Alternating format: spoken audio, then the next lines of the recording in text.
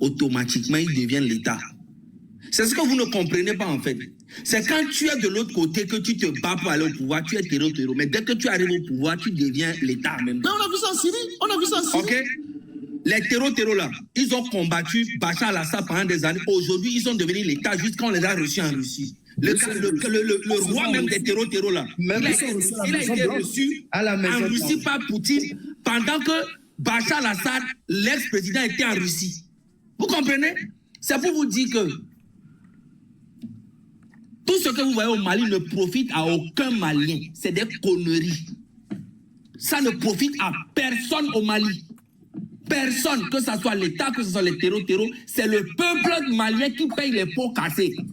Et c'est ça qui me fait mal, moi, en fait, dans tout ça que vous êtes en train de dire, que ce soit le Tao, les terreaux, c'est eux, en fait, c'est le peuple au milieu qui paye les pots cassés.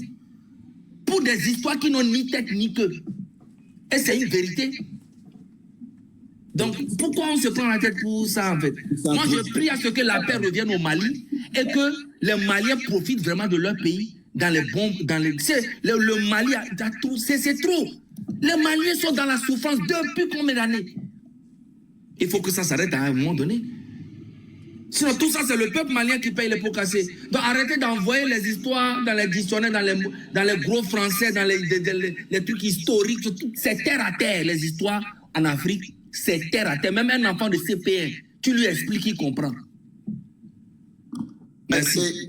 Monsieur Opportunity, vous dites qu'il faut les éliminer. Vous savez que l'État malien discute avec eux ou pas?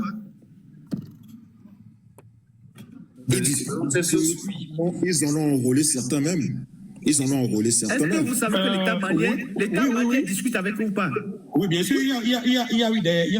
Comme au Niger, il y a eu des tentatives d'intégrer les gens. Non seulement ils discutent avec eux, ils en ont même libéré certains. Ou bien? Ça veut dire qu'il y a des passerelles de discussion.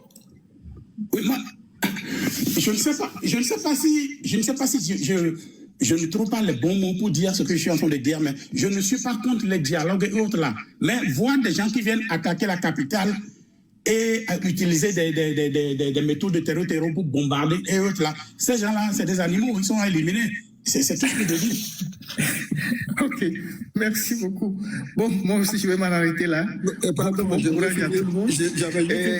Tout notre souhait, c'est que la paix revienne là-bas et que les gens comprennent que c'est un problème très complexe. Ce n'est pas seulement sous un seul angle, sous un seul prisme qu'il faut l'analyser. Si vous l'analysez sous un seul prisme, vous n'allez pas bien aborder le problème. Donc, voilà quoi. Mais bon, espérons qu'ils vont comprendre que la forme même de l'État malien aussi est un problème qu'il faut régler. Ce sont des communautés, ils sont sur le même territoire. Il faut essayer de comprendre ça et avancer.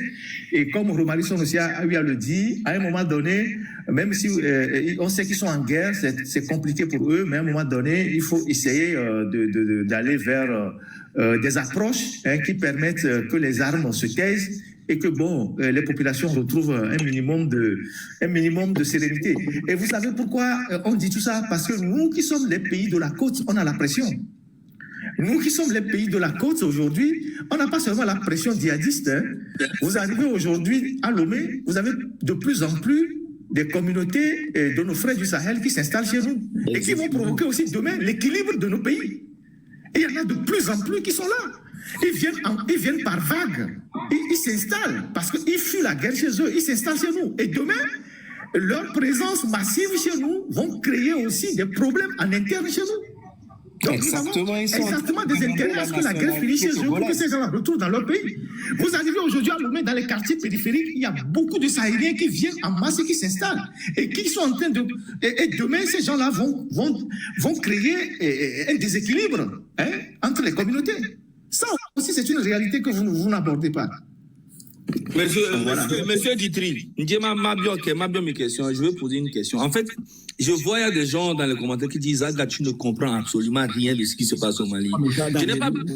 Attendez, je n'ai même pas besoin de comprendre. Vous avez compris, allez résoudre les problèmes.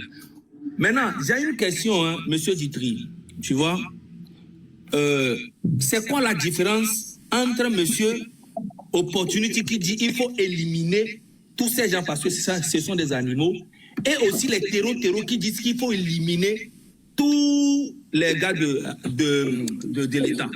C'est quoi la différence? C'est que quelqu'un qui dit qu'on doit éliminer les terreaux parce que ce sont des animaux. Les terreaux aussi disent qu'il faut éliminer tous les militaires de l'État. C'est quoi la différence entre eux? Non, mais la violence, c'est la violence. Ça, c'est clair qu'il n'y a pas de différence. Tu vois? Et c'est pour cela que... C'est ça que tu ne comprends pas. Voilà, et c'est pour cela qu'on dit depuis tout à l'heure que la violence a assez duré, en fait, qu'il faut trouver une voie alternative. Les personnes qui sont là, les personnes qui sont dans la Zawa d'aujourd'hui, on a tous reconnu ici que c'est des Maliens. D'accord? Non, mais monsieur Ditry, vous comprenez comment c'est grave d'entendre monsieur Opportunity qui dit c'est des gens qu'il faut éliminer, c'est des animaux. Mais c'est grave. Bien sûr. On ne peut pas éliminer des êtres humains comme ça, comme si c'était des animaux. C'est faux. C'est l'idéologie. Ça veut dire que si monsieur Opportunity a ça dans sa tête, effectivement, si on met les terreaux devant lui, il va les éliminer tous. Zaga, tu vas dire aux Israéliens d'aller négocier avec le Hamas ou bien les Américains avec Al-Qaïda et autres. Mais non, moi je ne vois pas la différence entre tout ça là. Je ne vois aucune différence entre ce que tu dis et les terreaux. Opportunity. Ta ligne de défense est un peu trop radicale et pas soutenable. Parce que il faut descendre aussi sur le terrain, il faut se mettre aussi à la place des Maliens, du peuple malien. Et nous qu'on le subira depuis quelques années, depuis plusieurs années, c'est trop. Et à un moment donné, étant donné que l'État discute déjà avec ces gens-là, l'État essaie déjà d'intégrer ces gens-là. Et l'État déjà essaie de trouver des terrains d'entente. Il y a plein de terrains sur lesquels on ne va pas discuter ici, sur lesquels les deux côtés s'entendent, notamment sur la maîtrise des zones, avec les zones minières, etc. Et Ditry, ils s'entendent quand il faut faire rentrer le carburant à Bamako pour faire le blocus. Ils se parlent. Il y a déjà beaucoup de terrains d'entente. Donc, on ne peut plus nous jouer la musique de la extrémiste, terroriste. Non, c'est fini. Parce que dans tout ça, là, c'est le peuple qui paie le pot cassé. Les djihadistes sont où ils village. Ça ne me fait pas plaisir de voir qu'un village a été attaqué et puis on a 20 morts, 30 morts, 150 morts. Mais est-ce que vous vous imaginez? On rentre dans un village, on tue toute une famille. On décime des histoires entières, des villages entiers. Et quand on y pense, on se rend compte, mais quelque part, ce sont des intérêts financiers qui sont derrière tout ça. Les gars, on ne peut plus. Nous, en tant que Togolais, et comme Ferdinand l'a dit tout à l'heure, on a déjà des répercussions chez nous. Et on ne peut plus réfléchir de façon pas raccourcie, de façon, simpliste, comme certaines personnes le font. Il faut maintenant qu'on prenne ce sujet-là sous tous ses angles. Laissez bien. Il faut qu'on prenne ce sujet sur tous ces angles. Il faut tuer ces gens. D'accord, les gens qui sont en moto, qui sont des timbrés, qui sont en train d'évoluer et tout ça là pour aller, il faut les arrêter, il faut les dégommer. Ça c'est vrai. Maintenant, de manière globale, ces gens-là discutent déjà avec l'État. Ils ont déjà des terrains d'entente sur les exploitations minières, sur le carburant, sur l'acheminement des carburants, sur plein de choses. Donc, il faut maintenant qu'on essaie de régler, de prendre la version de tout le monde et de travailler avec les arguments de tout le monde. Si on reste dans cette position figée-là, je ne sais pas si vous vous rendez compte, on a liquidé un ministre de la Défense. Vous vous attendez à quoi demain? Normalement, dans certains pays, c'est une déclaration de guerre. Que ce soit une guerre endogène ou exogène, c'est une déclaration de guerre. Si on ne maîtrise pas rapidement ce sujet-là, ça veut dire qu'au sein de l'armée, il va y avoir des factions qui vont se créer et vont tous rentrer tout de suite, peut-être dans 2 semaines, dans 3 semaines, dans 3 mois, ils vont se rentrer en conflit et on va voir des choses encore beaucoup plus graves que ça. Laissez-moi à monsieur Opportunity. Donc, il y a une position radicale comme il est adopté. À un moment donné, il faut prendre en compte tous les paramètres et mettre un peu de l'eau dans notre vin. Parce que cette fois-là, cette histoire-là... D'accord, je vais descendre du tri. Je dis seulement ce mot et puis je descends. Pour moi, la première ou la meilleure chose, c'est le dialogue. Mais dialoguer avec des gens qui, la seule chose qu'ils veulent accepter, c'est d'avoir leur propre pays. Ce n'est pas une prérogative que l'État peut accepter facilement. Parce que personne ici ne va dire à Israël d'aller négocier avec le Hezbollah ou bien aux Américains, aux Français d'aller négocier avec les terroristes. C'est seulement aux Africains qu'on dit ça. Et les mêmes personnes qui demandent d'aller dialoguer, c'est eux qui sont derrière les terreaux. Donc, pour moi, la rationalité doit jouer dans ce genre de choses. Dialogue quand c'est possible. Quand ce n'est pas possible, éliminer ces animaux. Merci et bonne journée. Non, mais... Monsieur Opportunity, il serait intéressant si la situation évolue au Mali dans un sens ou dans un autre pour que vous reveniez pour qu'on débatte. Parce que je reviendrai. Je suis dans tes lives, souvent, je reviendrai. Oui, parce que tel qu'on vous le dit, dans la poursuite dans laquelle nous sommes aujourd'hui dans ce pays-là, on ne voit vraiment pas d'horizon. On ne peut pas aujourd'hui dire clairement c'est celui-ci qui va prendre le dessus. Et ils vont continuer par s'entretuer, et comme Zaga l'a dit, pour le malheur du peuple malien. Tu me tapes, je te tape dessus, tu me tapes dessus, je te tape dessus, et il y aura des dégâts partout. Et ça va durer. Et plus la guerre va durer, plus le Mali, qui est un État, va prendre toutes ses ressources pour acheter tout le temps les armes. Et donc va sacrifier les secteurs sociaux, l'éducation, la santé, les écoles, les routes, et tout ça. Il va sacrifier ça pour acheter des armes. Et quand ils vont continuer par acheter des armes, ils vont enrichir les vendeurs d'armes, les Occidentaux, les Russes, les Chinois, et tout ça. Et plus la guerre va durer, plus les vendeurs d'armes vont se faire de l'argent, au détriment de l'État malien.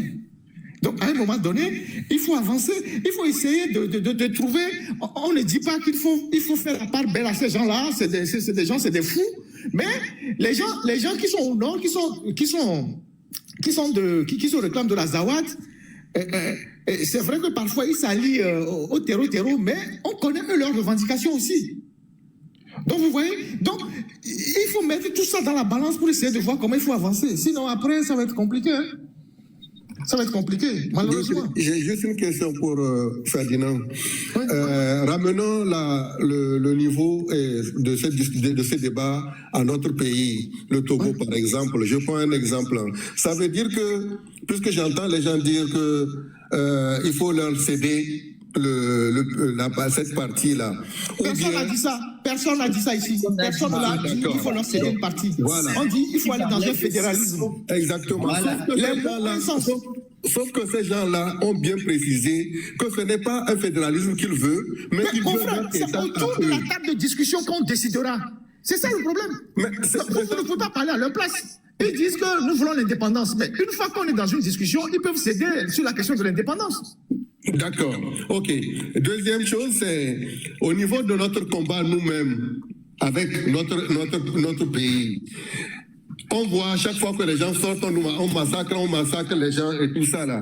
Est-ce à dire que parce qu'on massacre la population et tout ça, on doit laisser tomber le combat? Pourquoi on doit laisser tomber le combat? Voilà ce qui vient d'être dit tout à l'heure quand on parlait des deux protagonistes. Monsieur Falatina, c'est pas ce qu'on a dit. C'est pas la même chose, monsieur. Laissez-moi finir ma phrase. Je n'ai pas fini ma phrase. Vous allez comprendre ce que je suis en train de dire. Oui. Parce que tout à l'heure, quand dans la discussion, il est arrivé un moment où on disait qu'il fallait que l'État abdique et accepte les revendications de ces derniers. Personne n'a dit ça. Ne travestissez pas ce que les gens disent. Personne n'a dit ça ici. Vous comprenez les choses de travers. Vous avez la base. Non, vous comprenez les choses de travers. Personne n'a dit que l'État doit abdiquer et céder aux revendications de ces gens-là. Personne n'a dit ça ici. Citez-moi une seule personne qui a dit ça ici. Bon, citez une personne. Est-ce qu'il y a des gens qui ont enregistré? On aura la barre après. Non, citez une seule personne qui a dit ça. Que l'État doit céder à leurs revendications. Citez une personne. Une personne qui a dit que l'État doit céder à la discussion? Non, à leurs revendications. À leurs revendications. L'État doit céder à leurs revendications, mais c'est Jeune Junior qui l'a dit. Hein. Non, dit... Je précise, si vous voulez... Faites revenir la barre, si vous voulez. Monsieur, oui, j'ai dit, encore une fois, le monsieur qui venait de descendre a fait une belle analyse, mais la seule chose que moi, je ne peux pas accepter, c'est que on ne peut pas satisfaire le besoin de tout le monde dans un État. Quand je dis le besoin de tout le monde, spécifiquement, on ne peut pas encourager la scission du Mali. Et le grand frère Ferdinand de recorriger en disant non, Junior, il ne s'agit pas d'une scission, mais il s'agit de négocier, pas d'accepter, de négocier avec eux pour peut-être aller sur une autre forme de gouvernance, le fédéralisme et autres, comme il a mentionné peut-être le cas du Nigeria et autres en parlant en globalité. Donc personne, en aucun moment dans ce live n'a jamais dit qu'il faudrait abdiquer, il faut donner juste directement les indépendants, si c'est ça même leurs besoins. Parce que jusqu'à preuve de contraire, moi je ne maîtrise pas leurs besoins. Voilà. Donc, justement leurs besoins, c'est la scission. Donc tu es d'accord que personne n'a dit déjà... Non, quand tu dis qu'ils sont satisfaits de leurs revendications. Quand j'ai dit ça, Hein? Non, moi j'ai dit, je répète ma phrase. Excusez-moi, est-ce que je peux intervenir, c'est possible? D'accord. C'était pour revenir à ça, pour savoir est-ce qu'on doit arrêter notre combat ou bien on doit arrêter notre combat. On doit arrêter notre combat par rapport à quoi? Dites-moi. Parce que c'est dommage que vous comparez l'état du Togo, l'état actuel du Togo, problème malien, mais maintenant vous dites non, on arrête le combat, on arrête le... Quand je parle du combat, quand je parle du combat, je parle de notre revendication à nous. Que le Togo, quelle revendication, dites-moi? Que le gouvernement qu'on a actuellement, ça n'a qu'il ait deux pays dans un bon état pour qu'on le gère. Donc, quel est le parallélisme ou quelle est l'analogie avec l'état du Mali, le débat qu'on est en train de faire? Eh oui, c'est la même chose. Quand nous on sort, c'est fou votre analogie quand même. Donc, les Togolais sortent, on les massacre. C'est une réalité, on ne peut pas le nier. Ok, les Togolais sortent, on les massacre. Ok, maintenant, les Maliens sont sortis, on les a massacrés, c'est ça? Non, le terreau. C'est ce qu'on vient de dire que quand les terroristes sortent, les Maliens les massacrent. L'État malien les massacre. Maintenant, nous, quand nous on sort pour revendiquer aussi, on nous massacre. Est-ce que, au nom de cela, on doit arrêter de revendiquer? Bon, je pense que votre analogie, ce que vous êtes en train de dire n'est pas clair. Parce que en termes de Mali aujourd'hui, nous pouvons même parler d'un conflit armé ou nous pouvons parler aujourd'hui d'un état de guerre. En fait, si vous voulez, un conflit armé, laissez-moi aller au bout une petite minute et vous reprenez la parole. Laissez parce que je pense que tout donnez-moi 2 minutes parce que des fois, à force de respecter les droits d'aînés, nous aussi on n'arrive pas à soumettre nos idées des fois par rapport à certaines personnes qui, excusez-moi l'expression, qui confondent deux choses qu'il ne faut pas comparer, deux choses qu'il ne faut pas comparer. Aujourd'hui, au Mali, il y a les armes qui crépitent. Il y a des achats d'équipements lourds. En tout cas, dans les deux sens. Qu'on le veuille ou non, les rebelles sont armés et le pouvoir est armé. J'ai entendu quelqu'un me dire aujourd'hui, la force légitime appartient au pouvoir ou quelque chose tout à l'heure là. Ça a été dit. Je ne refuse pas. Là, nous sommes en présence d'un conflit armé, des gens qui continuent pas à s'armer des deux côtés et tout de suite, Zaga et le grand frère Ferdinand sont en train de nous dire nous devons quand même bouger les lignes côté malien pour que ces armes cessent et que les deux parties, en tout cas, ne continuent pas à s'armer et s'entretuer entre eux. Donc, quand les rebelles ou les terreaux, comme vous voulez, ils sortent aujourd'hui, l'État malien aussi a les réponses adéquates qu'il peut massacrer. Aujourd'hui, nous sommes dans un sens, au Togo, en tout cas, nous sommes dans une situation où c'est les civils les mains nues. Déjà, vous voyez les civils, les menus qui sortent. Vous voyez pas déjà les forces en présence de l'autre côté? Et maintenant, pourquoi vous voulez comparer deux choses incomparables alors que nous sommes dans un conflit armé et que les gens crient pacifiquement qu'ils ont besoin de l'eau, déjà même de l'électricité? Non, vous êtes en train de comparer deux choses incomparables. Et moi, c'est là où je vais vous poser peut-être 2 questions. Excusez-moi, vous n'avez pas besoin de répondre à ça, c'est une question faite. Vous êtes Togolais, s'il vous plaît? Et ça, c'est une question ouverte. Vous voulez, vous le répondez, vous voulez pas, vous ne répondez pas. Parce que moi, ou soit vous êtes Togolais, mais vous... Pardon? Joker. Joker, ok, j'ai compris. Mais soit vous êtes Togolais, vous êtes libre de défendre ce que vous voulez, mais en voulant défendre forcément l'administration centrale de l'AES aujourd'hui, l'État malien, typiquement l'État malien aujourd'hui, vous prenez en tout cas vous prenez des virages qui vous mettent mal à l'aise par rapport à la situation togolaise aujourd'hui. Donc voilà, c'est pour ça que vous essayez de comparer deux choses incomparables. L'administration malienne, hein. Je n'ai pas du tout. Non, mais parce que le débat était aujourd'hui, on cherchait X ou Y et truc. Vous avez, si on repose le cadre du débat, et vous êtes parti du fait que, oui, ça peut arriver que la personne peut mettre le pied, rien ne justifie que c'est l'administration centrale qui se règle des comptes entre X ou Y. Personne n'a dit ça, mais on amène tous les éléments. Mais là, la défense, dont j'ai l'impression que les fanatiques de l'AES, tous les éléments que vous amenez, l'AES n'est pas forcément mauvais, mais tous les arguments que vous nous amenez, des fois, c'est des trucs à dormir debout. Ce n'est pas du fanatisme. C'est des hypothèses que moi aussi je pose. Donc si c'est des hypothèses, ne comparez pas l'État togolais à l'État malien aujourd'hui. Junior, ok, merci. On va laisser la parole à Aïda qui est montée, qui avait quelque chose à dire aussi. Aïda, toujours, la parole à Sangbavon. Oui, salut Ditri, je te remercie de me donner la parole. Alors, donc, vous avez compris, hein, on a tous compris que la situation est assez complexe, pas seulement au Mali, mais dans tout le Sahel. Alors, moi, ce que j'aimerais qu'on fasse, c'est qu'on fasse un petit flashback avant de réellement comprendre la situation, ce qui se passe aujourd'hui. Il faut qu'on retourne un peu en arrière. Donc, en fait, il faut qu'on retourne dans les années 2010 et qu'on essaye d'analyser la genèse même de la situation actuelle. Ce qui se passe, c'est qu'après la mort du colonel Kadhafi, il y a eu pas mal de désordres dans la zone, tout au nord du Mali et vers la frontière avec l'Algérie et la Libye.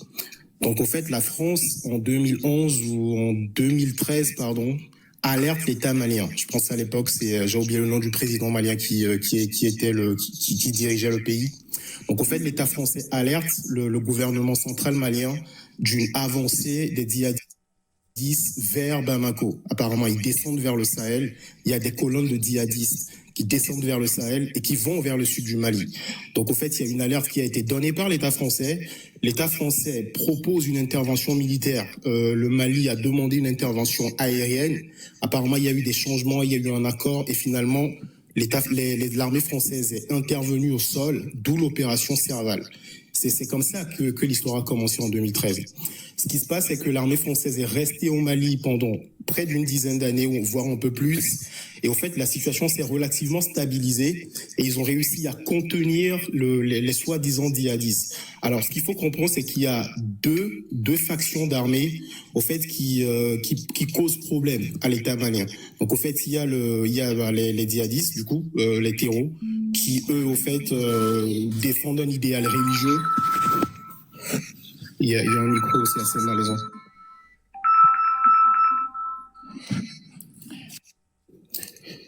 Ok, donc au fait, il y a les terreaux. Au fait, eux, ils défendent un idéal religieux. Et il y a les... Bon, alors, j'ai oublié leur acronyme politique, mais je pense que c'est des Touaregs qui habitent plus vers le nord et qui réclament l'indépendance. Et je pense qu'il faut bien qu'on clarifie l'objectif de ces groupes armés. Parce que le FLA, je pense que c'est ça, le FLA, eux, ce qu'ils réclament, c'est carrément la scission du Mali. Parce qu'ils veulent prendre toute la partie nord du Mali, qui représente à peu près 60 à 70% du territoire malien. Ils réclament carrément l'indépendance vis-à-vis de l'État malien. Les terreaux, eux, au fait, c'est juste des gens qui interviennent de temps en temps, des groupes armés qui interviennent de temps en temps pour semer la zizanie et pour perpétrer des crimes assez ahurissants. Il faut qu'on comprenne d'abord ce schéma avant de partir dans les analyses. Alors, moi, je considère, ce que j'ai entendu dire qu'il y a eu des dialogues entre l'État malien et les groupes armés en question. Des dialogues, il y en a eu par le passé. Il y en a eu sous la coupole de Sarkozy, si je ne dis pas de bêtises. Il y en a eu sous la coupole de François Hollande. Il y a eu même des accords qui ont été signés. Mais le problème, c'est que ces accords n'ont jamais été véritablement respectés par les groupes armés. C'est-à-dire les accords ont été rompus à maintes reprises de façon unilatérale. Ce qui se passe, c'est que ces attaques se sont intensifiées depuis quelques temps. Et au fait, ce qu'on constate, c'est qu'il y a une similarité, ou du moins, s'il y a une concordance avec l'intensification de ces attaques et la volonté des États du Burkina, du Mali et du Niger à converger vers une espèce de souveraineté. Moi, c'est mon analyse, c'est mon appréhension de la situation. Alors, je vais rentrer dans mon analyse subjective, je vais vous dire ce que je pense de la situation de façon globale. Moi, ce que je pense, c'est que c'est des groupes armés qui sont utilisés pour déstabiliser tous les États africains qui souhaitent avoir une espèce de souveraineté. Ce que moi j'appelle souveraineté, c'est la capacité ou l'aptitude justement des États africains à choisir librement leur partenariat. Moi, je ne considère pas que les gens qui sont rentrés, parce qu'il y avait 12 000 hommes qui sont rentrés dans l'État malien la semaine dernière, je ne pense pas que leur idéal soit religieux ou politique. Moi, je pense que c'est des groupes armés qui ont été payés pour déstabiliser le pays et pour rendre le pays ingouvernable. Et ça ne se passe pas qu'au Mali, ça se passe au Burkina, ça se passe au Niger. Ils sont même rentrés au Togo et on avait perdu des dizaines de militaires dans le nord du pays. En fait, c'est des gens qui sont utilisés tout simplement pour déstabiliser nos États. Et en fait, s'il y a des gouvernements qui aspirent à la liberté, à la souveraineté, ben en fait, il y aura de l'intensification des attaques territoriales dans ces pays. Ça, c'est ma première analyse. Merci bien. Une question, M. Aïda. Allez-y. Ceux qui attaquent le nord du Nigeria, c'est par rapport à quelle question de souveraineté? En fait, c'est aussi simple que ça. Boko Haram, vous parlez de Boko Haram, c'est ça, non? Il n'y a pas que Boko Haram au nord du Nigeria, il y a d'autres groupes. Oui, c'est-à-dire que le groupe le plus connu, c'est Boko Haram. C'est-à-dire le groupe qui a le plus de renommée, plus de notoriété depuis qu'on est tout petit, c'est Boko Haram. Moi, je vais vous dire ce que je pense par rapport à Boko Haram. Je pense que le mécanisme est toujours le même. Boko Haram, c'est un groupe d'armées qui est utilisé, je vais dire les termes, par l'Occident pour déstabiliser le Nigeria. Ça, c'est mon analyse. Si je puis le dire, c'est mon analyse. Parce que le Nigeria a quel alignement de souveraineté qui justifie ça? En fait, c'est simple. C'est-à-dire que le Nigeria, à date, c'est la première puissance économique. Ouais. Et donc, en fait, moi, je pense que l'objectif, justement, c'est d'empêcher ces États de pouvoir maîtriser l'intégralité de leur territoire, déjà. Je pense que c'est un premier point. Et le deuxième, c'est de jouir pleinement de leur richesse et de leur richesse naturelle, en fait. Et en fait, ces groupes armés ont été utilisés depuis belle lurette, depuis les indépendances, depuis la guerre froide. Je me rappelle, parce que moi j'ai essayé de me documenter sur le sujet. Donc je sais que la CIA, par exemple, avait financé des groupes, justement, des factions rivales, et pour empêcher les États de s'aligner derrière la Russie, par exemple, pendant la guerre froide. Ce que j'essaie de dire par là, c'est que c'est un mécanisme qui ne date pas d'aujourd'hui. Et ça a toujours été utilisé. Et l'objectif de Boko Haram, c'est quoi? Le Nigeria, c'est un mastodonte économique. Le Nigeria, c'est un pays avec un potentiel démographique et minier colossal. Donc, en fait, pour moi, l'objectif, c'est simple, c'est d'empêcher ces pays d'avoir une prospérité normale, en fait. Et c'est pour ça que ces groupes armés sont utilisés dans ces pays. Ça, c'est mon analyse. Alors, quel est l'intérêt de ces groupes-là d'attaquer le nord du Togo? Quel est l'intérêt de ces groupes-là d'attaquer le nord du pays, du Togo? Alors ça, je ne peux pas vous donner une réponse toute faite. C'est comme si vous me demandez, par exemple, quel est l'intérêt de ces pays, de ces groupes armés d'attaquer le nord du Bénin. Ça, je ne sais pas. Mais le fait est qu'ils l'ont fait. Je devais en venir aussi au Bénin et à la Côte d'Ivoire, et même au Ghana.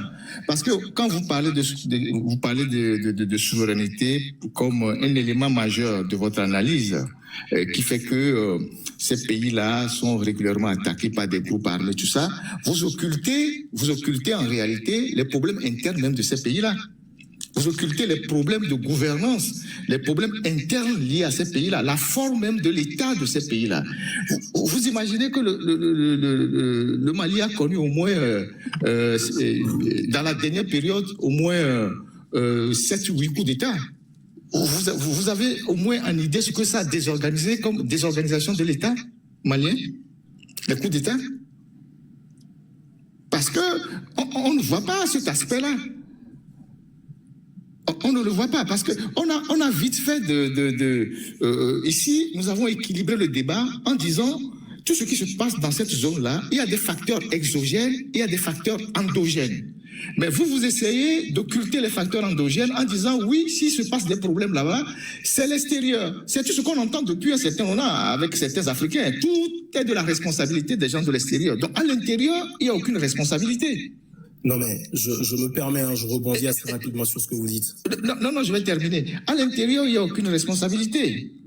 Aujourd'hui, ces pays, évidemment, ont décidé de prendre leurs responsabilités. Et vous avez fait l'histoire, vous êtes parti même de la Libye et tout ça, en disant que tout est parti avec la Libye, tout ça. Mais le problème est antérieur même à la Libye. On peut remonter même au problème malien depuis 1990 avec l'Algérie, avec le GIA.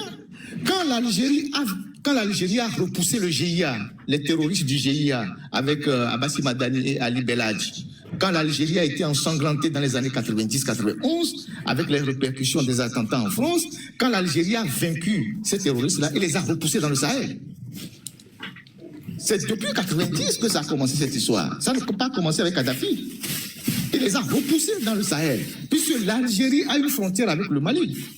Mais la Libye n'a pas de frontière avec le Mali. Nous sommes d'accord? La Libye n'a pas de frontière avec le Mali.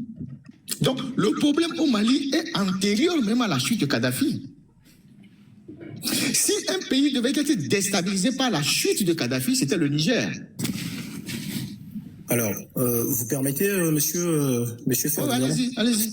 Non, alors, la première question, vous parliez des problèmes endogènes qu'il peut y avoir. Donc, il faut qu'on soit clair. Alors, moi, je ne dis pas qu'il n'y a pas de problèmes ou de malgouvernance dans nos États. Ce n'est pas ça que je souligne. D'ailleurs, le sujet de ce débat, en fait, alors j'espère que je ne me suis pas trompé, justement, parce qu'on est en train de parler de la crise malienne. Et donc, en fait, moi, j'ai tout de suite mis le doigt sur les attaques terroristes qu'il y a eu la dernière fois. Donc, j'ai fait un flashback pour essayer de recontextualiser la situation, histoire qu'on puisse le comprendre réellement. Donc, le but n'est pas d'occulter ou de faire impasse sur les problèmes qu'il peut y avoir dans nos États, les problèmes endogènes qu'il peut y avoir dans nos États. Nous, au fait, moi, personnellement, j'essaie juste de comprendre les mécanismes qui sont utilisés pour déstabiliser nos États et j'essaie de comprendre l'objectif de ces groupes armés. C'est mon postulat de base. Oui, moi je ne partage pas entièrement, peut-être en partie cet argumentaire, parce que demain matin, Faure Gnassingbé va vous dire on m'attaque au nord parce que je suis devenu ami de la Russie. C'est ça. Parce que demain matin, Faure Gnassingbé va vous dire il y a des attaques terreau au nord du Togo parce que j'ai commencé par être ami de la Russie. C'est ce qu'on a entendu de la bouche de Niamsi. Alors que les attaques au nord du Togo, c'est le débordement du Burkina qui arrive chez nous parce que les djihadistes ont besoin de plus d'espace. Donc, c'est ça. C'est le piège de cette argumentation. Pour dire oui, si on attaque un pays, c'est parce que le pays veut être souverain qu'on l'attaque. Ce qui se passe au Mali, c'est pas la même chose qui se passe au Togo. C'est pas la même chose qui se passe au nord du Bénin. C'est pas la même chose qui se passera peut-être au nord du Ghana ou au nord de la Côte d'Ivoire. C'est pour ça que je suis parti du Nigeria pour revenir au Togo. C'est un argument que vous avancez, mais il est totalement dans le contexte malien. Mais demain matin, si on attaque le nord du Togo parce que les djihadistes veulent plus d'espace ou bien on les chasse de l'autre côté, ils veulent arriver vers la côte pour se protéger, Faure Gnassingbé va prendre son petit drapeau pour dire oui, c'est parce que je suis allé saluer Poutine qu'on est en train de déstabiliser mon pouvoir. Alors que c'est pas ça. Mais justement, vous voyez, au tout début, j'ai parlé de la complexité de la situation. Je l'ai souligné, cette complexité.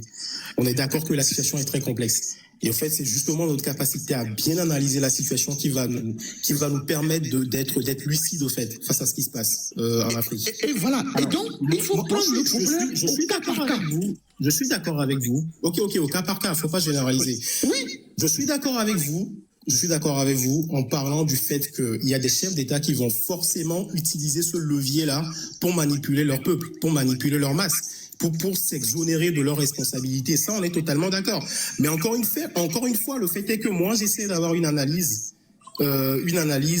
bien circonscrite. Donc, je parle de ce qui se passe au Sahel et de la façon dont ces outils de déstabilisation sont utilisés. C'est pour ça que je suis retourné dans la période de la guerre froide et je parlais de la façon dont la CIA, au fait, a utilisé les mêmes mécanismes pour déstabiliser nos États.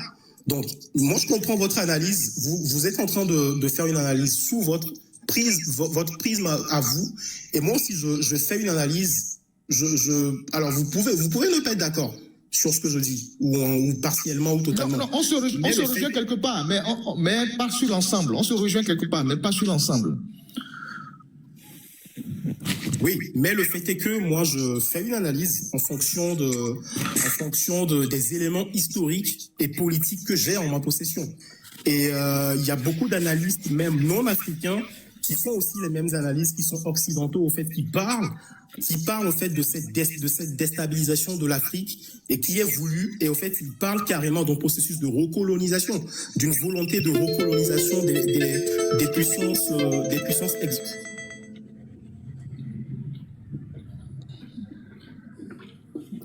En fait, il y a un téléphone qui sonne. Non, en fait, c'est TikTok qui m'envoie des notifications. C'est ça. Allez-y. Ouais, très bien. Donc, en fait, ça, c'est ce que je voulais dire au tout début. C'était ma première analyse.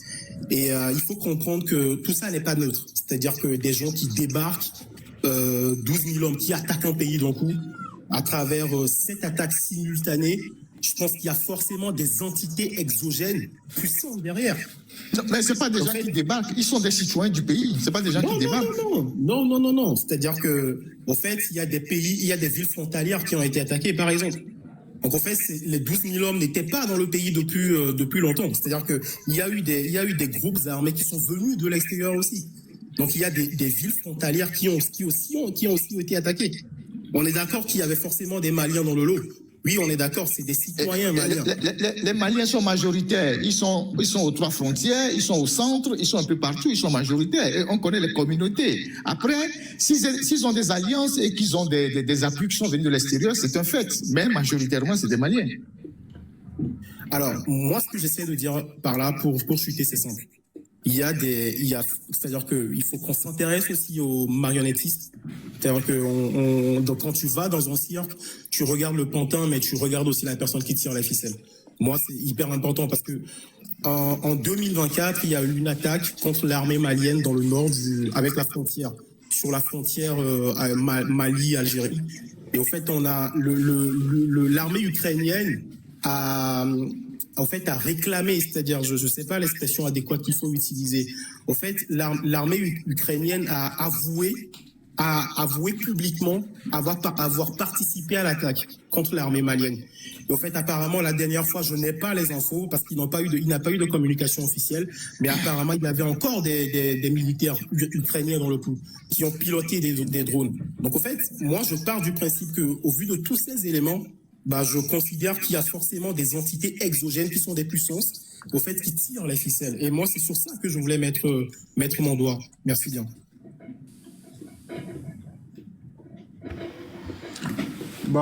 Merci Aïda. Très intéressant le débat. Hein. Ça permet d'avoir encore une vision plus large sur le sujet, de comprendre aussi certains aspects de cette guerre qui se passe dans la sous-région ouest-africaine. Je sais, est-ce que si quelqu'un sur le panel encore quelque chose à dire par rapport au sujet, puisqu'on on va passer. Gattuso veut parler. Ouais. Gattuso, désolé Gattuso, j'étais complètement oublié. Oui, Gattuso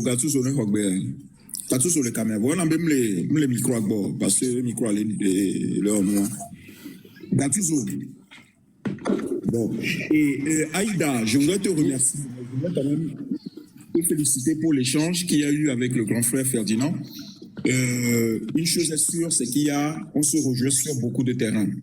Mais il y a une autre chose, c'est qu'il ne faut pas réduire cette problématique à une problématique souverainiste. C'est-à-dire que je ne pense pas que ce ne sont que des attaques exogènes contre la souveraineté de certains États. Et ça, il faut qu'on s'entende bien là-dessus. Et toi-même, tu l'as dit qu'avant 2012 ou 2013, il y avait déjà le FLA qui était en place au nord du Mali. Donc, il faut qu'on essaie de bien circonscrire le sujet et savoir, faire la part des choses. Voilà, faire la part des choses. Il ne faut pas tout mettre sur le compte. Gattuso, le proche de Gattuso.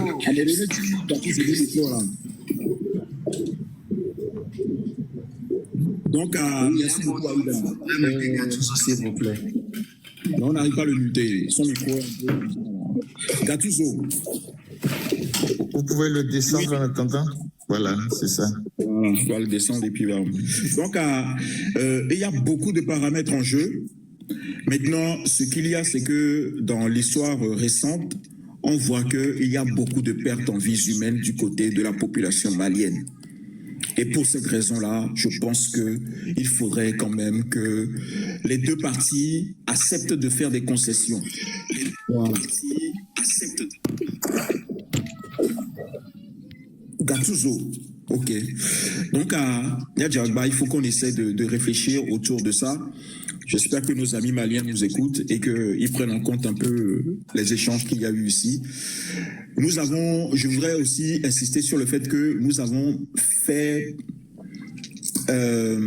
montre de beaucoup d'hypothèses. On a avancé beaucoup d'hypothèses. On n'a pas fait des affirmations. D'accord? Je voudrais quand même insister dessus. Il ne faut pas que les gens aillent dire ailleurs que oui, sur notre live, on a dit des choses qu'on ne maîtrisait pas ou on a affirmé des choses. Non, on a fait beaucoup d'hypothèses. On a posé beaucoup de questions parce que la situation n'est pas claire pour nous. On ne comprend pas très bien la situation. Donc, j'insiste là-dessus. On a émis beaucoup d'hypothèses, on a émis beaucoup d'opinions, on n'a pas émis des certitudes. Tout ce qui se passe là-bas, nous n'avons pas les tenus et les aboutissants de tout ce qui se passe là-bas et on exhorte les autorités, on exhorte les groupes rebelles à s'entendre et à trouver une solution qui aille dans le sens de la sécurité, de l'intégrité de la population malienne. Merci beaucoup. Mais là, ouais, on peut évoluer. Alors moi j'ai une question pour toi, Ditri, si tu permets assez rapidement. Non, s'il vous plaît, on va plus débattre de ça, s'il vous plaît. Gattuso, oui, Gattuso. Oui, Matéia. Oui, vas-y. D'accord. Non, tout ce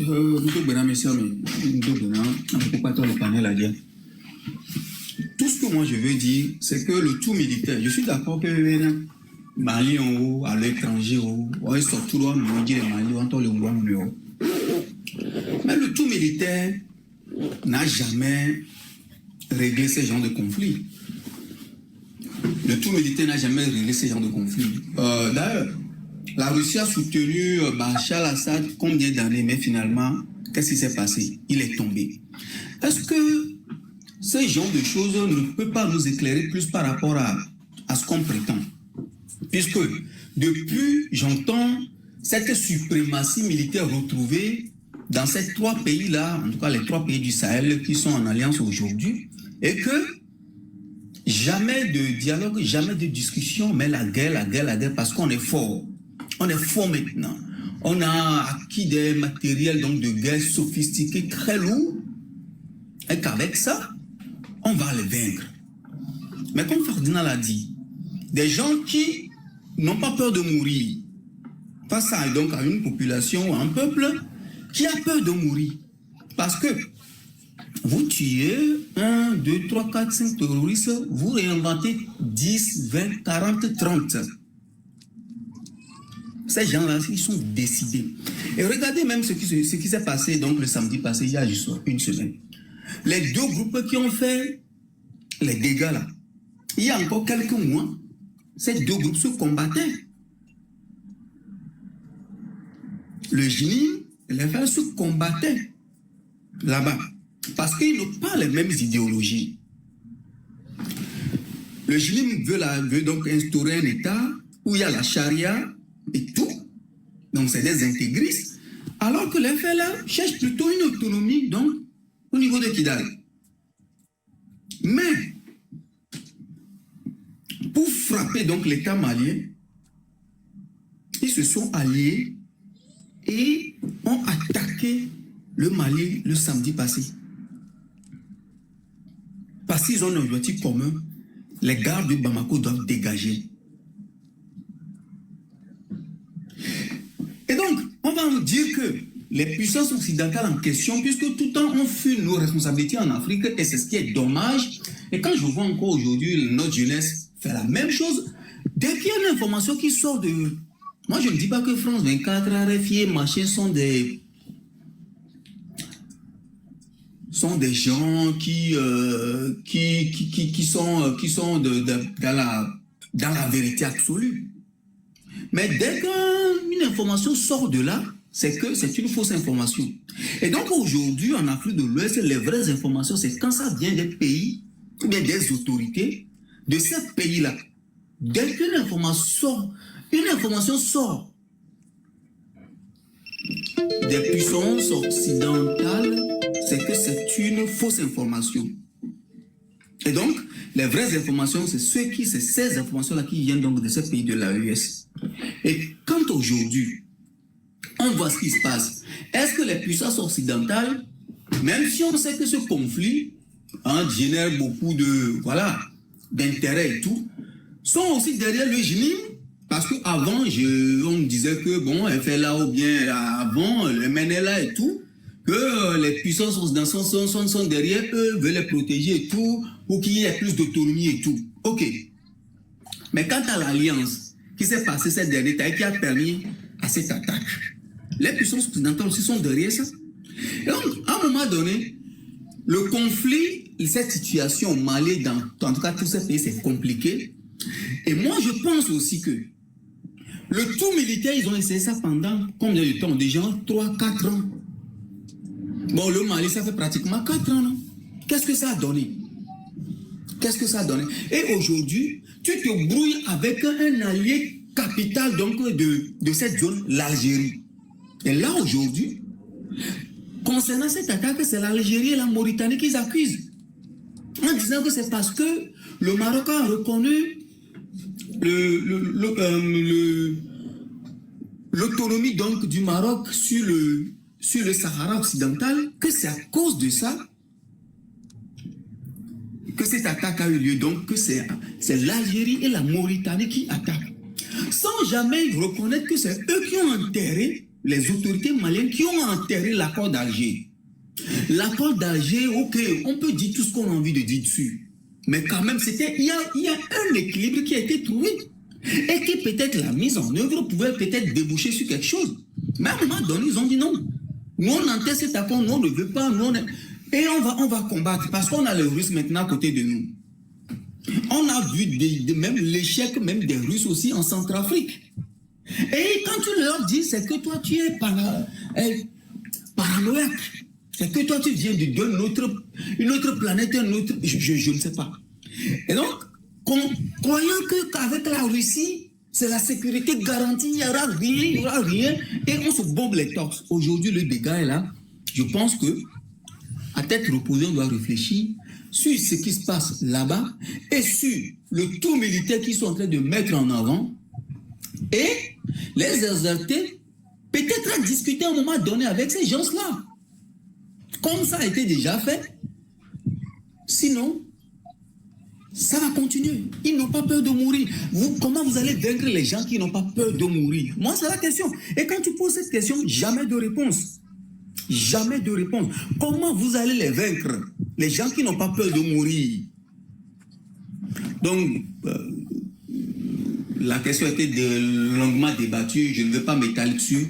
Je veux m'arrêter là pour ça, à partir de cette petite réflexion que je viens de faire. Merci.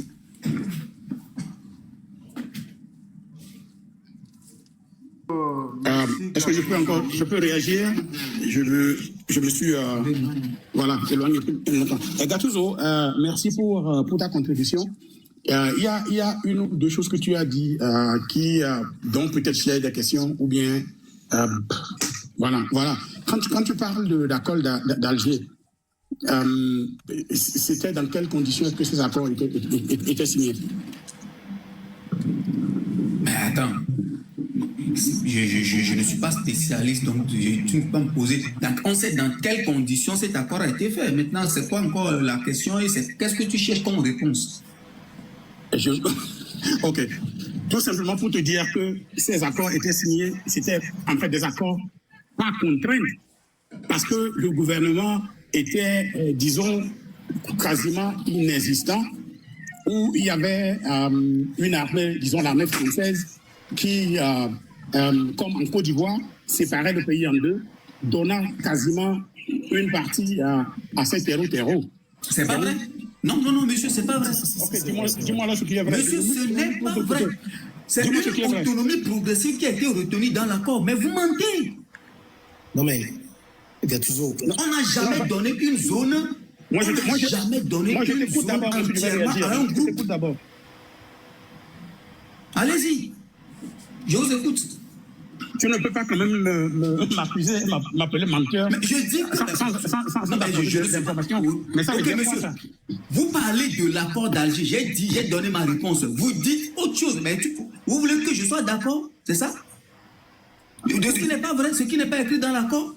Mais qu'est-ce que vous voulez que je fasse? Donc, tu dis tout simplement que c'est un mensonge et puis c'est fini. C'est comme ça, toi tu raisonnes. Voilà. Il n'a jamais été, une partition de pays n'a jamais été écrite dans l'accord d'Alger, monsieur. Je dis que ces accords ont été signés sous la contrainte parce que le pays était quasiment déjà divisé en deux, comme en Côte d'Ivoire. Donc tu fais quoi où le Nord, laisse-moi terminer ma phrase s'il te plaît. Comme en Côte d'Ivoire, lorsque le Nord était quasiment donné à Guillaume Soro et à ses rebelles, c'était la même chose parce que les gens là occupaient déjà quasiment cet espace. C'est tout. Et donc ce que vous venez de dire par rapport en fait à la sécession, est-ce que c'est vrai? Est-ce que vous permettez 2 petites secondes? Donc, ça n'a jamais été écrit dans l'accord d'Alger. Donc, voilà. Donc, que le pays soit partitionné en deux, jamais. Je dis que c'était déjà le fait. C'était déjà l'état des choses. Faut dire que c'est ce que réclamaient ces gens-là, mais ils ne l'ont pas obtenu. Je dis que l'état des choses, c'est que l'armée française était située entre... D'accord, maintenant tu me parles de l'armée française. Mais bien sûr, c'est on parle de l'accord d'Alger, ce qui est dans l'accord. Là, tu parles de l'armée française. On va où? Mais bien sûr, avant de signer ces accords, c'était quoi les Monsieur, on a parlé d'accord d'Alger, tu parlais de ce qui est écrit dans l'accord. Non, mais moi je parle. Mais est-ce que tu m'écoutes ou bien tu veux seulement entendre ce que tu veux dire? Je dis que tu vas me parler de l'accord d'Alger et non de l'armée française, c'est tout ce que je dis. Donnez-moi. C'est ça qu'il s'agit. Je dis que l'accord, là, c'était comme en Côte d'Ivoire, où on a... Les gars, s'il vous plaît, allez-y, parce qu'on ne vous entend plus. Okay. Oui, vous permettez. Attends, Aïda, on donne le temps à Opportunity de répondre et ensuite Gattuso va rebondir et ensuite tu peux parler. Opportunity, vas-y. D'accord. Donc je disais, merci. Donc même je disais que l'État, la situation sur le terrain faisait que cet accord-là était imposé, comme en Côte d'Ivoire, avec les accords Marcoussi et etc. Lorsqu'il y a déjà les gens là qui sont à un endroit qu'ils possédaient quasiment, ce n'étaient pas des accords égaux. La deuxième chose, tu parlais de médias. Guitry, avec ta permission, tu veux que je joue un audio? Je peux? Il s'agit de quel audio de qui? Ok, je n'ai pas besoin même de jouer ça. Peut-être qu'il y en a déjà qui ont écouté ça. Il y a déjà une vidéo où les autorités françaises... Le dieu de Alassane Ouattara? Non. Il y a les autorités françaises d'une commission qui posaient des questions aux autorités de médias. Je pense que c'était France 24, où ils leur demandaient pourquoi est-ce qu'ils donnent des tribunes au terreau. On est ici ce matin, on l'a déjà. Ah oui, voilà. Donc c'est de ça. Non, je peux continuer. Il ne faut pas faire de l'amalgame. Je peux continuer maintenant. Attendez, moi je suis journaliste, je ne peux pas vous permettre. La question qui a été posée à la commission par M. Charles Aloncle, c'est par rapport aux intérêts français dans le Sahel. Ce n'est pas le travail du journaliste qu'il a mis en cause. C'est par rapport aux intérêts. Moi, j'ai suivi tous les travaux de cette commission. C'est par rapport aux intérêts des Français dans le Sahel qu'on interviewait et qu'on posait la question au journaliste Wassim Nasr. Et puis après, il y a la directrice qui a pris la parole et qui a recadré un certain nombre de choses. Donc, il ne faut pas faire de la manipulation avec cette information. J'ai la vidéo ici sur mon deuxième téléphone. Moi, j'ai suivi la commission. Oui, écoute-moi. Parce qu'il y a des gens qui font des interprétations en disant oui, on a mis en cause le travail du journaliste. Non, on n'a pas mis en cause le travail du journaliste. Ne me prends pas d'attention. Écoute d'abord ce que je dis avant de réagir. Je ne sais pas si on parle de la même vidéo, mais le gars lui dit pourquoi est-ce qu'il donne de la tribune au terreau. C'est la question exacte que le gars a posée. Oui, j'ai suivi. Voilà, donc je dis, je dis, c'est son avis de parlementaire, mais le journaliste est justifié. Donc, vous ne pouvez pas prendre la question d'un parlementaire pour généraliser. je ne généralise rien. Je dis tout simplement... C'est une question d'un parlementaire. Le parlementaire a le droit de poser la question. Le parlementaire, ce n'est pas un journaliste. Oui, mais là, tu me prêtes des intentions. Je n'ai même pas encore parlé. Tu as la réponse aux questions que je n'ai pas posées. Mais ça, vous l'avez entendu. Oui, mais je n'ai même pas encore posé cette question. Qu'est-ce que vous voulez me dire? Puisque j'ai parlé donc de ces médias, oui. Non, mais attendez, Ditri a dit que j'ai la parole. Je n'ai même pas encore formulé ma question. Vous avez déjà des réponses. C'est pour vous écouter non plus. Allez-y sur votre question, puisque vous parlez de moi. Oui, non, alors, mais toi, on a dit que j'ai la parole. Je n'ai même pas. C'est ça. Donc, je continue. Donc, je disais, quand les gens ont des questions ou bien se posent des questions sur des journalistes, il y a de bonnes raisons de faire ça. Parce que, écoutez, si vous prêtez attention, hein, ne serait-ce que les dernières 10 années, tous les grands médias ont été achetés par qui? Par les mêmes milliardaires qui investissent dans les mines, dans tous ces trucs-là en Afrique. Donc, ne dites pas que les journalistes sont des saints qui ne dites que la vérité. Monsieur Opportunity, quel patron de médias tient des mines en Afrique? Donne-moi un exemple. Je dis les milliardaires qui investissent dans ces médias-là. Non, c'est deux choses différentes. Qui tiennent des mines, c'est qui par exemple? Je veux comprendre. Il ne faut pas faire des associations. Vous allez dire Bolloré, on connaît Bolloré, d'accord. Qui encore? Qui? La question, Ferdinand, s'il te plaît. Non, qui tient des mines? Quel patron de médias tient des mines en Afrique? On veut savoir. Vous ne pouvez pas faire des affirmations sur un live dans lequel il y a des journalistes. On ne va pas vous poser des questions. Quel milliardaire tient des mines d'or en Afrique? Et qui tient des médias? Est-ce qu'il n'y a que l'or en Afrique? Est-ce qu'il y a que les... Bon, dans quelle ligne? Dites-nous, dans quelle ligne? Il y a qui? Quand on dit d'investissement, qui contrôle la distribution de la bière et ces choses en Afrique? C'est toujours des milliardaires. On veut comprendre. Monsieur Opportuniste, moi je peux vous aider. Je donne le nom des responsables des médias et vous allez me dire dans quel mini ils investissent. Si ça peut vous aider. Bon, on y va. CMACG, BFM TV, il appartient à qui? À quelle mine en Afrique? S'il te plaît, on peut citer les noms, il n'a rien en Afrique. Il n'a rien. Je ne comprends pas raconter des histoires. Je ne comprends pas. Monsieur Opportunity. Parce que ce narratif-là, on le comprend depuis. C'est le narratif du complotisme. Vous savez, les médias dans le monde entier, chaque pays détermine ses médias par rapport à son influence. Personne n'a empêché les Africains d'avoir leurs médias. En Afrique, on tue les journalistes. Et ça, vous ne dénoncez pas ça. Au Sahel, là-bas, tous les journalistes qui sont indépendants, ils sont en prison. Vous ne dénoncez pas ça. Donc, vous ne pouvez pas venir dire que... Le fait que tu fasses autant de diversion, je ne comprends pas. C'est pas une question de diversion. C'est pas une question de diversion. Je commence une phrase. Attendez que je finisse. Votre narratif-là, on le connaît. Vous savez, toutes les puissances ont des médias qui jouent sur leur influence. La Turquie a ses médias aujourd'hui qui émettent, la Chine a ses médias qui émettent, les États-Unis ont leurs médias qui émettent, les Européens ont leurs médias qui émettent. Et il n'y a que les Africains qui ne veulent pas créer des médias puissants, ils veulent créer des propagandistes ou bien ils tuent des journalistes. Et ça ne préoccupe personne. Après, on se plaint qu'il n'y a que le narratif des autres qu'on écoute. Maintenant, tout le monde sait que les grands groupes médias, des médias, par exemple en France, sont détenus par des milliardaires. Des grands groupes, hein, mais encore qu'il y a des médias très indépendants. Maintenant, à part Bolloré, vous dites qu'il y a des milliardaires qui tiennent des mines en Afrique. Quel milliardaire tient des mines en Afrique, par exemple?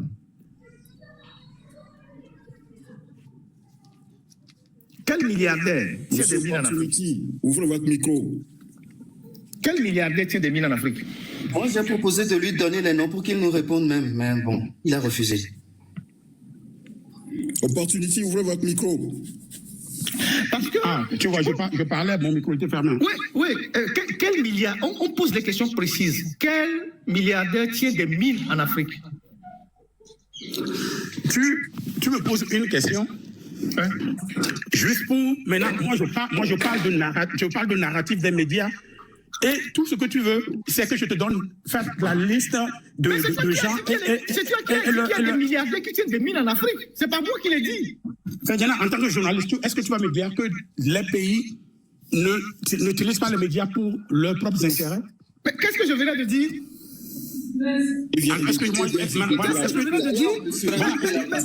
Vous faites de l'amalgame. J'ai dit, il faut pas faire de la confusion entre l'influence que certains pays ont à travers leurs médias, parce qu'ils ont la langue, ils ont la culture qu'ils veulent véhiculer, avec les histoires de les milliardaires tiennent des mines en Afrique. C'est vous qui avez affirmé qu'il y a des milliardaires qui tiennent des médias et des mines en Afrique.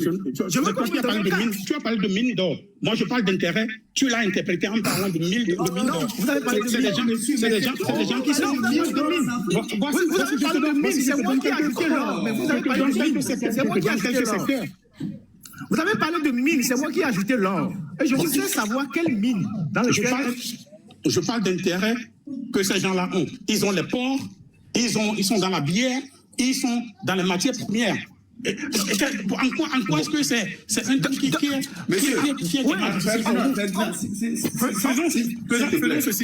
Faisons ceci. Je vais me muter, je vais sur mon ordinateur, et je sors des informations. Écoute, je pense que c'est votre ordinateur. La propriété des grands médias français. Non, parce que Bolloré a des ports, d'accord. Mais c'est lui aussi, c'est plusieurs médias. Le groupe Castel qui vend la bière, il tient quel média? Monsieur Castel, c'est quel média? CMG de Rodolphe Sadé, il tient quel média? Il tient quelle mine? Parce que nous sommes en train de faire l'amalgame, je vais sur mon ordinateur, je vais sortir les informations. Tu connais le sujet, c'est pas sur l'ordinateur que tu vas chercher. Non, mais pourquoi ça vous dérange maintenant? Non, monsieur, c'est moi qui ai parlé des médias et vous êtes arrivé sur cette histoire. Je vais vous donner les grands médias français, les propriétaires de ces grands médias, et on va vérifier si ces propriétaires-là ont des mines en Afrique. D'accord? Maintenant, monsieur Ferdinand dit Castel en Afrique pour la bière. Ça, personne ne le refuse. Est-ce que vous contestez? C'est Martin Bouygues. Martin Bouygues n'a pas de mine, donc il n'a pas de mine en Afrique. Et Gattuso, Ok, moi je donne Castel comme le grand frère Ferdinand. Gattuso a parlé aussi de Bouygues. Maintenant qu'il nous donne les deux mines, on va avancer. Parce que ce monsieur est en train de jouer sur les choses. Il va prendre l'accord de Marcoussis, l'histoire de la Côte d'Ivoire pour amener. Ce parallèle ne tient pas parce qu'en aucun cas dans l'accord de Marcoussis, le pays de la Côte d'Ivoire n'a jamais été divisé dans cet accord. Lui, il balance de gauche à droite. Je pense qu'on va refaire ce débat sur le Mali. Il y a d'autres choses sur le Togo qui nous intéressent. Le débat sur le Mali, on va revenir. Bon, on va souhaiter le meilleur pour nos frères maliens, pour que la paix revienne et que, les armes cessent de crépiter, qu'elles soient sous la base des facteurs exogènes ou internes. Tout ce que nous souhaitons, c'est que ces pays-là retrouvent une certaine tranquillité dans leur souveraineté. Et parce que s'ils ne retrouvent pas une situation normale, nous aurons la pression, nous les pays qui sont à la côte. Comme je l'ai dit, vous pouvez faire une enquête à Lomé, vous qui avez les oreilles au pays, vous allez voir qu'on est de plus en plus inondé par des vagues migratoires venant du Sahel. Et nos quartiers, nos sous-quartiers sont en train d'être totalement envahis aujourd'hui. Et ça va créer un déséquilibre social dans nos pays. À la longue, il risque d'avoir des problèmes entre les communautés au Togo. Donc, si la situation se règle rapidement dans ces pays-là, ceux qui fuient la guerre pour venir vers nous à la recherche d'une situation paisible vont pouvoir retourner dans leur pays. Donc, moi, c'est tout ce que moi je peux dire. Ça a été un débat intéressant. Chacun a développé ses arguments. Mais la seule chose sur laquelle on s'est entendu, c'est que la situation est complexe au Mali. Donc, on ne peut pas le regarder sous le prisme sous un seul prisme. Et puis, on est convenu aussi que la mort de ce ministre-là n'est pas claire. Ce n'est pas vraiment clair, la mort de ce ministre-là. Si les autorités actuelles maliennes pourront un jour nous donner les éléments de clarté de cette mort-là, on comprendrait quoi. Donc, voilà ce que moi j'ai à dire. Et puis bon, moi je ne vais plus intervenir sur ce sujet. Ça soulève beaucoup de questions. Débat intéressant. Merci beaucoup. Ok, à toi l'antenne.